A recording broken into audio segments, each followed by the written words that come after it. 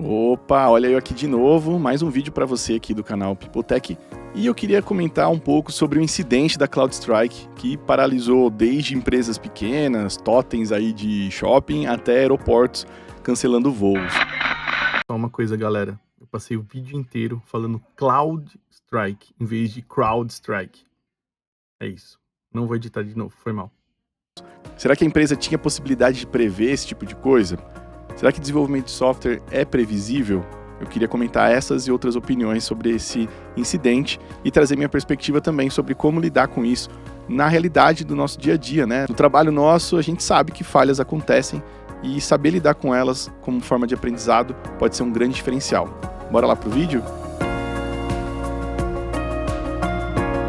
Antes de começar, não se esqueça de se inscrever, deixar seu like, comentar também se você tiver alguma opinião contrária ou concordar com algum ponto e faltou eu falar aqui nesse vídeo. Eu não quero exatamente aqui entrar no aspecto técnico dessa falha, porque existem alguns vídeos aí na internet falando um pouco sobre isso, sobre o que aconteceu exatamente, a própria CrowdStrike já se pronunciou, então eu não quero entrar no detalhe técnico, mas eu queria comentar com vocês o aspecto que é da cultura de engenharia de software. Como é que a gente pode lidar com esse tipo de incidente e depois lidar com as consequências disso internamente e principalmente tentar ganhar aprendizado com as falhas, porque só assim que a gente pode evoluir, errando que a gente vai aprender, na verdade. Mas vocês já repararam que a maioria das empresas grandes, elas têm algum tipo de incidente grave, assim, de tempos em tempos? Isso acontece frequentemente, assim, né? Não é um negócio raro e até faço um desafio para você que está me ouvindo aí. Você conhece alguma empresa que não teve algum incidente, né? Empresa do porte da CrowdStrike, assim, que nunca teve nenhum incidente, assim, zero, nenhum incidente. Eu não conheço, assim, mesmo as grandes, Apple, Google, Facebook, essas grandes eu não lembro de alguém falar assim, olha, essas empresas nunca passaram por um incidente grave, nunca tiveram algum tipo de problema desse nível que a CrowdStrike teve. Mas por que isso acontece, né? Entender o porquê das coisas, né? Na verdade, o que motiva as falhas, né? O que faz com que as falhas aconteçam. Eu não estou dizendo aqui para a gente ficar buscando causa raiz, porque eu acho que causa raiz também é muito difícil e a gente vai chegar numa discussão aqui que talvez não seja produtiva.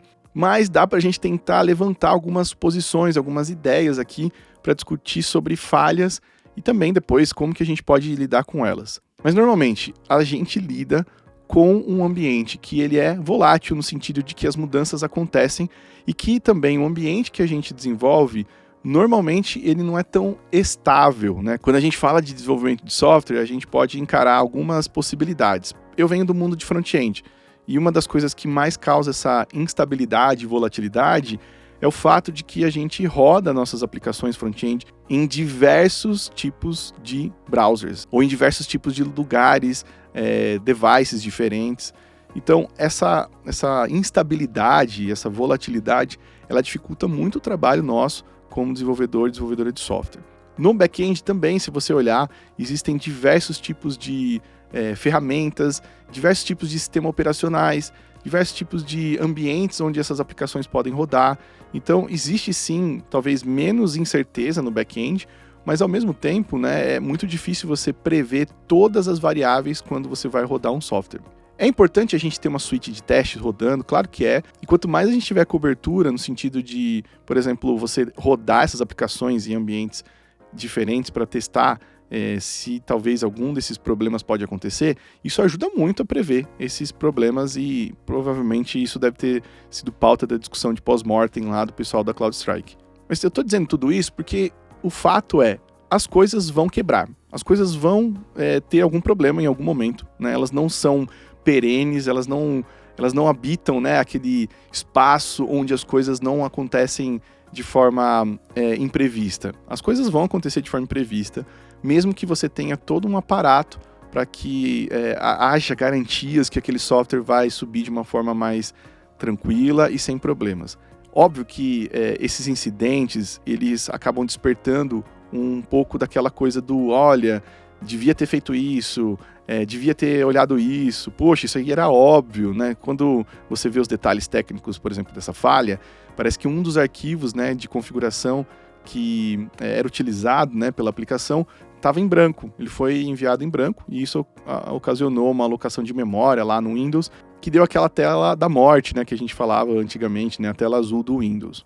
Mas olha só, parecia óbvio, né, uma coisa que provavelmente esse time que cuida disso provavelmente sabe disso de cor e de trás para frente. O problema é que as coisas não funcionam sempre do jeito que a gente espera, né? O contexto, o momento, de repente pode ter algumas coisas que aconteceram no caminho para que essa aplicação tivesse esse release, né? Esse deployment feito, talvez às pressas, ou de repente tinha alguma coisa que precisava ser corrigida de forma rápida por conta de uma sensibilidade de risco. Enfim, pode ser uma série de coisas, pessoal. Então, o que geralmente times que querem evoluir com o aprendizado fazem? Na minha experiência, eu já trabalhei em vários tipos de empresas, né? Pequenas, grandes, médias. E a maioria dessas empresas, o lugar onde você encontra times que têm realmente alta performance, como a galera chama, né, por aí, embora eu tenha meus pontos, assim, de encarar alta performance hoje de uma forma diferente, mas se eu olhar algum dos pilares, né, quando eu falo de alta performance, eu valorizo muito a questão do aprendizado e essa evolução contínua dos times. Veja que esse incidente pode ter ocasionado milhões e milhões de prejuízos para várias empresas, né? Isso é fato. Mas olha só o quanto que isso pode gerar de aprendizado para a companhia ou para essa organização, para esse time. O fato de você ter subido um software que afetou milhares de empresas e milhares de pessoas traz para a mesa a necessidade de discussão sobre o aprendizado desse episódio. Então, é importante que provavelmente esse time já deve ter feito isso. Inclusive, a CrowdStrike soltou, né, um comunicado explicando um pouco melhor do que aconteceu.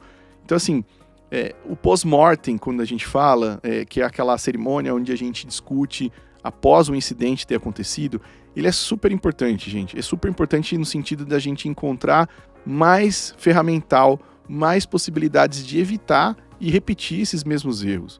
Provavelmente, quando a galera tiver escrito já esse post-mortem, algumas ações ou pontos de atenção já devem ter sido levantados. Então, imagine que no pós-mortem você tem a discussão de entender o que aconteceu, né, sem o apontar dedos. Isso é muito importante também, gente, porque olha só, de novo, times de alta performance aprendem e evoluem constantemente. Se você tem um time onde o erro é usado contra você e essa falha vai ser motivo de sempre relembrar essa história para colocar um ponto de atenção na sua performance, na performance do time, esse time não é seguro o suficiente para ganhar aprendizado com os erros. Então, se num pós-mortem você tiver pessoas, por exemplo, de liderança, diretoria, ou pessoas que têm, em tese, poder ou fazem parte dessa dinâmica do poder, que é natural das empresas, e se elas estiverem insistindo ali em apontar dedos, o quão seguro esse time vai ser para dizer um problema futuro, ou para colocar para fora ali um risco que pode acontecer ao subir uma aplicação e até mesmo assumir as falhas que acontecerem. A possibilidade é nula disso acontecer quando você tem um ambiente onde a cobrança e o apontar de dedos acontece de forma muito explícita. Depois de um aprendizado tão grande desse, você pode ter certeza que esse time vai ser muito mais robusto, vai ganhar muito mais maturidade para lidar com a aplicação, com o ecossistema que estão lidando ali.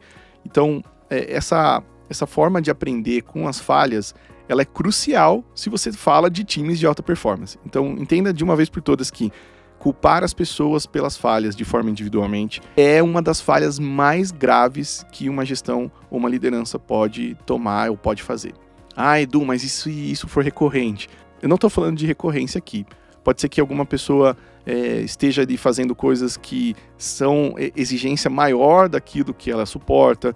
Pode ser que o nível de senioridade ou o nível de conhecimento exigido para aquele ecossistema, aquela aplicação, seja muito maior do que aquela pessoa tenha. Então, antes de dizer, olha, se essa pessoa cometeu vários erros repetidamente, a culpa é dela e sim a gente toma alguma ação, eu também acho um risco. Eu acho que a gente tem algumas etapas antes de tomar qualquer tipo de decisão, antes de querer colocar as pessoas como bode expiatório de uma falha do tipo dessa. Eu sei que parece bem contraditório, né? Você fala assim, poxa, mas causou prejuízo, né? O que a gente faz com isso? Na minha visão, gente, e eu já vi tipos de incidentes causarem muito prejuízo financeiros mesmo para a empresa. O que eu aprendi nessas situações é que alguma dessas falhas, elas eram facilmente detectadas se houvesse, por exemplo, uma cultura de evolução constante de tecnologia. Então, o que eu quero dizer com isso, né? Resumindo aqui, se existisse uma cultura de resolver dívidas técnicas que o próprio time já tinha levantado, se também tivesse atenção na hora de subir pelas pessoas que estão trabalhando. E quando eu digo atenção será que as pessoas estão conseguindo ter um espaço seguro, um tempo suficiente para poder pensar num release dessa aplicação? Será que elas conseguem hoje fazer deploy sem uma pressão de prazo de entrega, sem aquela correria descabida e às vezes nem tem uma necessidade tão grande, né? Eu já trabalhei em times que porque queriam subir aquela coisa naquela semana, foi exigido, e o outro time que dependia disso demorou 6 meses para usar aquela aplicação. Então, existe essa discussão para a gente fazer antes da gente culpabilizar as pessoas, e provavelmente existe um potencial aí para você, dentro do seu time, já descobrir coisas que vocês já sabem que pode ser um problema, que é as famosas dívidas técnicas, e que vocês deviam levar em conta e colocar na priorização na hora de executar essas coisas durante um ciclo, durante um período de tempo que vocês definiram aí dentro da sua empresa. Casos como esse da CrowdStrike ajudam muito a gente de tecnologia a mostrar a importância de a gente olhar com carinho o ecossistema de engenharia que a gente está trabalhando. E empresas que não olham para esse lado ou que não dão valor para essas dívidas técnicas, para corrigir essas dívidas técnicas, provavelmente vão ter episódios constantes de incidentes e problemas que vão afetar diretamente os usuários. Então não existe hoje tecnologia que não impacte diretamente os usuários. Por isso que é importante, você que está me ouvindo aí, que não é da área de engenharia, da área de negócio, de produto ou de outra área, tenha em mente que a engenharia hoje, para produtos digitais, é a base daquilo que a gente chama da experiência do usuário. Então, se algo falhar, se algo demorar para responder, é porque a engenharia não está conseguindo priorizar coisas ou não está tendo tempo para fazer coisas da forma com que isso seja feito da melhor forma. Ou não está conseguindo lidar com as demandas com a qualidade que talvez o time gostaria de ter. Além do post-mortem, né, que eu comentei aqui um pouco com vocês, existe uma outra técnica que eu tenho usado muito por aí, que é o pré-mortem. O pré-mortem, para mim, é um exercício também super importante, porque ele traz meio que um exercício de e se tal aplicação parar de funcionar? E se tal trecho, né, ou fluxo aqui específico da nossa aplicação parar de enviar mensagens? O que acontece? Então, esse exercício de você prever possíveis cenários de caos ou de desastre também ajuda o seu time a adiantar coisas e fazer um exercício de hipóteses para trazer na mesa possibilidades de vocês corrigirem coisas dentro das aplicações que vocês trabalham.